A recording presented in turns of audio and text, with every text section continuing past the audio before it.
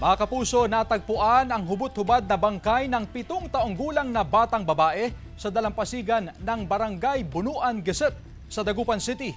Nakaalerto Sandy Salvacio. Nangingisda sa dagat ang mag-live-in partner na sina Erlina at Joseph pasado alas 5 kaninang madaling araw nang makita nila ang bangkay ng isang batang babae sa dalampasigan sa bahagi ng Barangay Bunuan, Geset, Dagupan City. Hubot-hubad ang natagpo ang bangkay ng bata. Inakala pa raw nilang manika dahil nakasilid sa garbage bag ang itaas na bahagi ng katawan ng bangkay. Naghihila po ako ng duckless, ma'am. Tapos habang hinihila ko po, yung pagkahila ko po ng mga 4 na hukbang ko po, pagkatingin ko po ng ganun, paa. Tapos yung pagkaano ko na naman, bakit hilain mo na? Sabi niya, saglit, sabi ko, tapos hilain mo na, may patay na bata dito, sabi ko ganun sa kanya. Tawag ko po siya, tapos parang natutulala lang, tawag ka ng dun para makita nila dyan. Positibong kinilala ng kanyang pamilya ang batang biktima na una nang napaulat na nawawala kahapon August 14. Tubong Asinggan, Pangasinan ang batang babae na 7 taong gulang. Sinusubukan ng GMA Regional TV na makuhanan ng pahayag ang ina ng bata pero hindi na siya nagpaunlak ng panayam. Pero sa social media post ng isa niyang kaanak, habang nagluluksa ang pamilya sa sinapit ng kanilang pinakamamahal, nanawagan din sila sa netizens na huwag mag-post ng mga larawan o video ng bata lalo na ng mga nakuhanan sa dalampasigan. Isang matalino at mapagmahal daw na anak si Aleria Gabriel o kung tawagin nila ay Portia. Mahigpit na nakikipag-ugnayan ang pamilya sa mga otoridad upang makamit ang hustisya para sa kanilang munting anghel.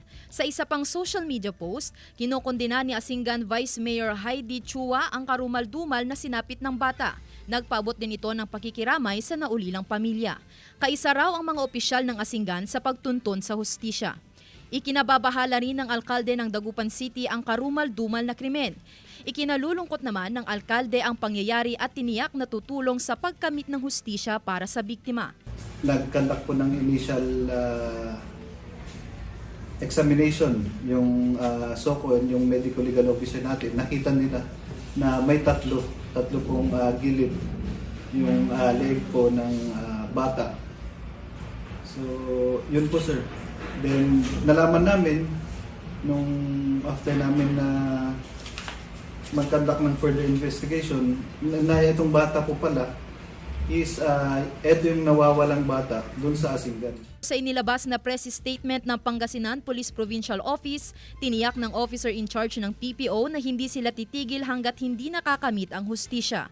Nananawagan din sila sa publiko na makipagtulungan sa pagbibigay ng impormasyon para sa mabilis na pagkaresolba ng kaso. Sinasabi na yung bata is may isang sasakyan, Toyota Fortuner, na pumunta po dun sa bahay nila. Then, buwaba yung driver, kinuha yung bata, pinasakay dun sa harapan. Then, umikot ulit, nag-drive, then umalis na. Yung suspect natin, so pag makikita natin dun sa insidente, kinuha yung bata, hindi po siya by force. So, sumama po, kinarga yung bata, isinakay. So, most probably, relative niya. Kasama si Henry Duminsil, Sandy Salvacio, One North, Central Luzon.